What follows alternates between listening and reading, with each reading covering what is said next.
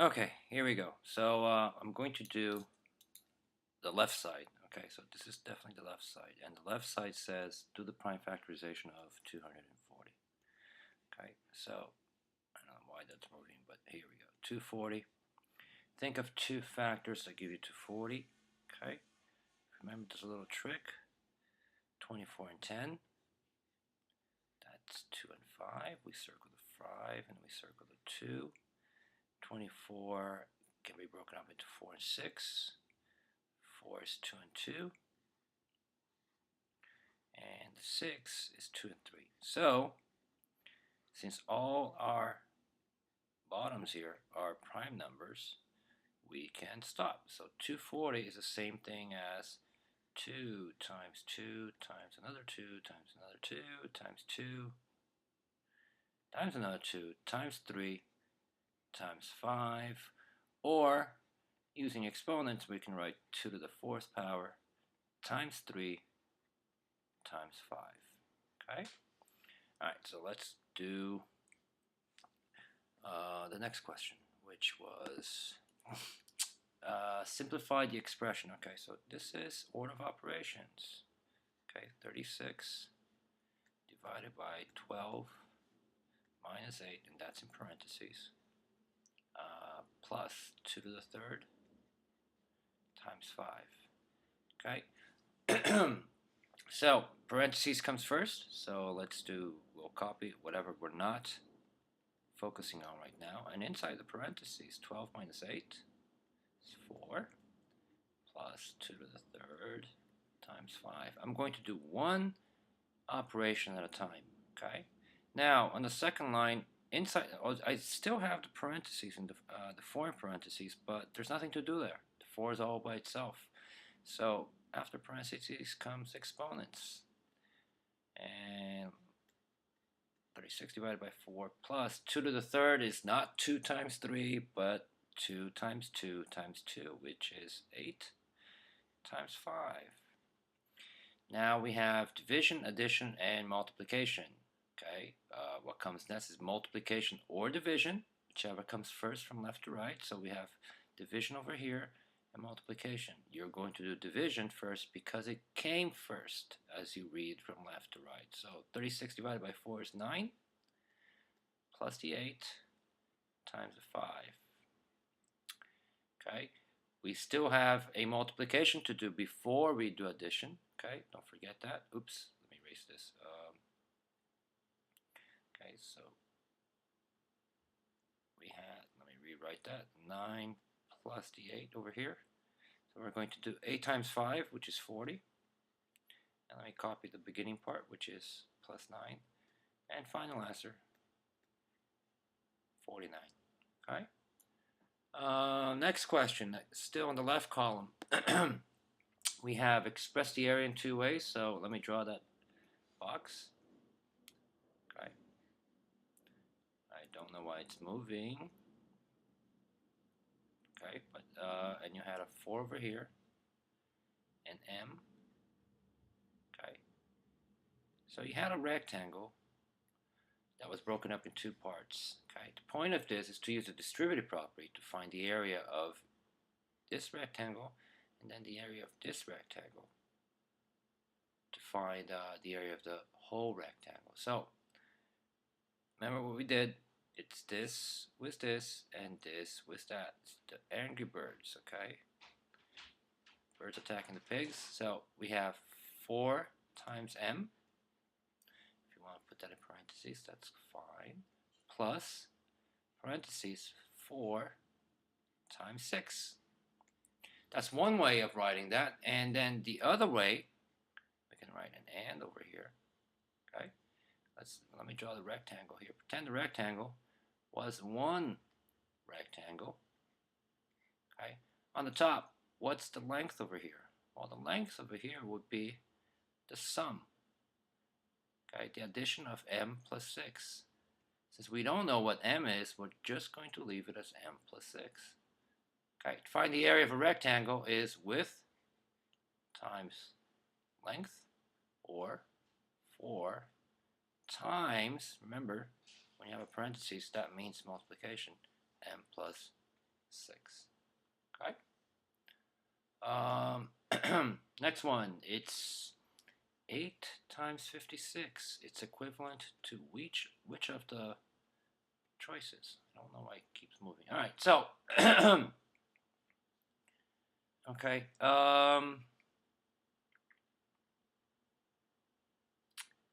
If I were to do this, okay, and you took every multiple choice, okay, I would actually. It's a multiplication here. Okay, so you have to be multiplying. If you're going to break up the 56 into two parts, okay, you'll see that the multiple choices deal with 50 and 6. Okay,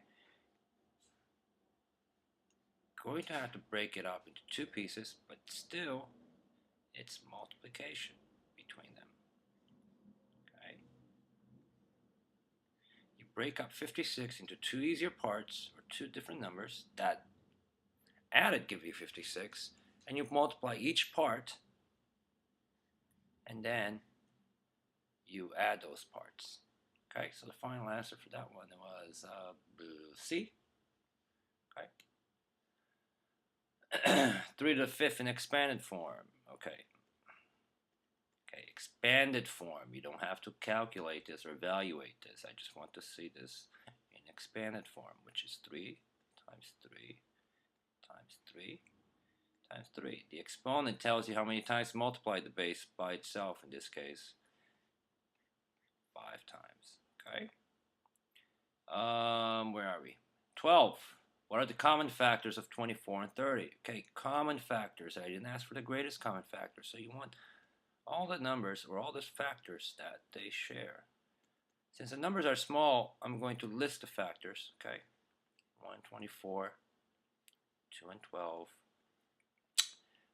Let's see, 3 and 8, 4 and 6.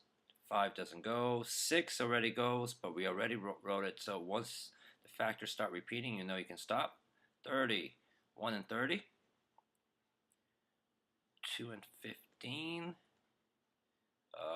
3 and 10, 4 no, 5 yes, 5 and 6, and then 6 and 5. And since they repeat, we can stop listing the factors because we know we have them all. Common factors: 1, the 2s, the 3s, the 6s. So all the common factors are 1, 2, 3, and 6. Okay, be careful here. All right, we want to know all the factors that they share. Next one, where are we? Oh, again, equivalent expression: 8 times 3 plus 8 times 2 is equivalent to what? Well, one way of doing this is to actually find what the expression equals to. That's 24, and this one is 16, okay? Which you end up having 40. Look at your multiple choices. Okay, if you're confused, do each of them. Take A and actually do it. That's 8, 3 plus 2. See if that equals 40. 3 plus 2 is 5, right? Leave it in parentheses, and then you're going to take the 8 and multiply, and which just happens to be our answer, is 40. But if you were to take another one, let's do B just for example 6. 8 says 8 times 32. Okay, and if I took that to the side over here and did 8 times 32, 8 times 2 is 16, goes 1, 8 times 3 is 24, plus 1, 256. So B, obviously, would not be a choice. Do the same thing for C and D. If you're not sure, actually solve each of them and see which one equals to 40. All right, let's see. Next one, the LCM of 25 and 40. 25 and 40 is, let's use the ladder method for this one. 25, 40. Start with your lowest common factor, lowest prime number, I should say. 2. 2 doesn't go into 5. 2 doesn't go into 0. It does go into 0 with 40, but you need a prime factor that's common to both. 3 will not work, so 5, it's our first one. 5 goes into 25, 5, and 5 goes into 48 times. Okay. Do we have any other prime factors that go into 5 and 8? No, 5 goes into 5, but not in 8. So we know we can stop right here. And to find the LCM, we multiply all the numbers on the outside. Okay, so you get 5 times 5 times 8. Okay, and you get, let's see, 40, 200. Okay, the LCM is 200. Next. Using exponents, rewrite the expression. Okay, so we have 2 times 2 times 2 times 3 times 3 times 5. Okay, so you want to use exponents to make this long expression a little bit shorter. Well, 2 is being multiplied by itself 3 times, so 3 becomes our exponent, times 3, which is being multiplied by itself twice, so that becomes our exponent, 2, and 5, it's only multiplied by itself 1 time. Okay, you can even write a little 1 if you wanted to, but that's not necessary. So our final answer is 2 to the third times 3 to the second times 5. Where are we? Okay, Mr. Cho made 5 equal gift bags. So there's 5 bags. 1, 2, 3, 4, 5 bags with gifts. Okay, and they all have the same amount of items, of each particular item. So we have pens, pencils, and erasers. So let's take letter A. It says that letter A is 24 pens,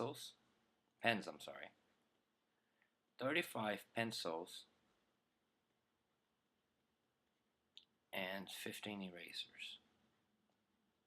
So let's see if that works. If I have 24 pens and I have 5 gift bags, can I divide 24 by 5 evenly? Can I distribute 24 pens into 5 bags evenly? I cannot. I can put 5 over here, 5 over here, 5 pens over here, another 5 pens over here. That's 20. And the last bag would have 4 pens. So A, just by doing the pens, I know it's not going to work. Pencils, it would work. I could put 7 pencils in each bag. That would be perfect. The erasers, if I have 5 bags and 15 erasers, I would put 3 erasers in each bag. That would work. But our problem is that our pens were not even. So A is out. Okay. Let me erase this. Let's see what we have. So let me draw the bags again. B would be 20 pens, 5 pencils, 12 erasers. Now, B is not going to work because 20 pens can go into 5 bags, 4 pens in each bag. 5 pencils, you can put 1 pencil in each bag. The 12 erasers are not going to go. Okay, I'm hoping you notice that you got to look for a choice where all the numbers are multiples of 5. So the only letter, which happens to be C, is 10 pens. 10 is a multiple of 5. 15 pencil is also a multiple of 5. And 5 erasers. Okay, if you draw 5 bags, 1, 2, 3, 4, 5, and you got 10 pens, how many pens can you put in each bag? You put 2 pens, 2 pens, 2 pens, 2 pens, and that gives you 10 pens. If you had 15 pencils, you could put 3 pencils in each bag. 3, 3, 3, and 3. That gives you 15, so that's fine. And if you have 5 erasers, you can put 1 eraser in this bag, 1 eraser in this bag, 1 in this one, 1 in this one, and 1 in the last one. Everybody has the same amount of each item in each bag, so the correct answer is C. Okay. Next one, 24. Find the GCF of 3 numbers. Ooh. Okay. 20, 24, 32. Okay. It's not a different. I would definitely use a slide method for this one. Okay, because if you do the prime factorization and Venn diagram, you would need 3 circles, and that could get a little complicated. So think of a common prime factor, prime number that's a factor of all 3. I start with 2.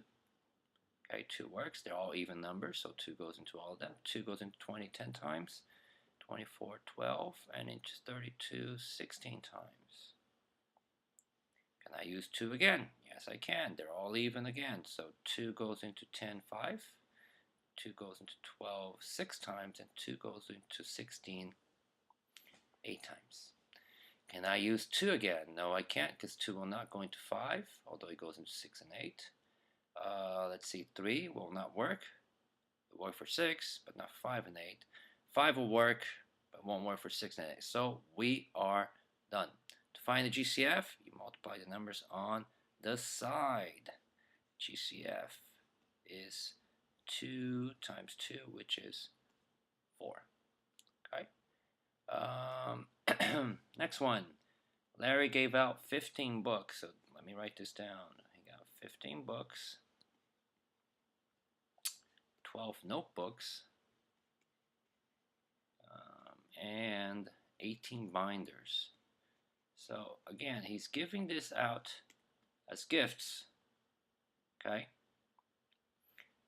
And he gave it to a number. Okay, so we want to find the greatest number of friends that we can give this to so that everybody gets the same amount. Okay, so again, greatest number, word greatest, that gives you a hint that this is the GCF. Okay, and let's do the slide method again. 15, 12, 18. A prime number that's a factor 12, 3. 2 won't work, okay, because 5 is not even. 15 is not even. But 3 might. 3 goes into 15 5 times, into 12 4 times, and into 18 6 times. Alright, so 3 won't go into 5, it goes 6, but not in 4. 5 will go into 5, but not 6. So we're pretty much done. This was a simple one. The GCF is 3. What does that mean? It means that Larry can give it to 3 friends. Okay? The maximum number of friends he can give this to is 3, which means that 15 books, they will each get 5 notebooks. I'm sorry, 5 books, 5 books, 5 books. 12 notebooks, they will each get 12 divided by 3 is 4. 4 and 4. And finally, 18 binders. You will get 18 divided by 3 is 6. 6 and 6. Notice that they each have the same amount of each item. Okay? It won't work for 4 friends. It won't work for 5 friends. If you actually were to distribute it to 5 or 4 or 6 or 7 friends, they would not get the same amount. So here, the greatest amount of friends that he can give it to, so that they each get the same, is 3. How many common multiples do 5 and 12 share that are less than 100? Okay, so common multiples. Oof, this might be a little long, but it's okay. All right, so let's list the multiples of 5. 5, 10, 15, 20, and I think I have to go all the way to 100. Geez. 25, 30, 35, 40, and let me just keep on going. 50, 55, 60, 65, 70, 75, 80, 85, 90, 95. I'm not going to write 100 because we want common multiples that are less than 100. 12, you got 12, 24, 36, 48, 60, 72, 84, and 96. We don't need to go because we want multiples that are common. What do they share in common? Let's see. They share 60. That's all they share. If they shared more, you would circle those as well, okay? And you write them as the ones that they share, but they only share 1. There's only one number, this case 60, that they share that is less than 100. And that's it for the left side. Okay, I will post the right side in a few, and hopefully this helps. Okay.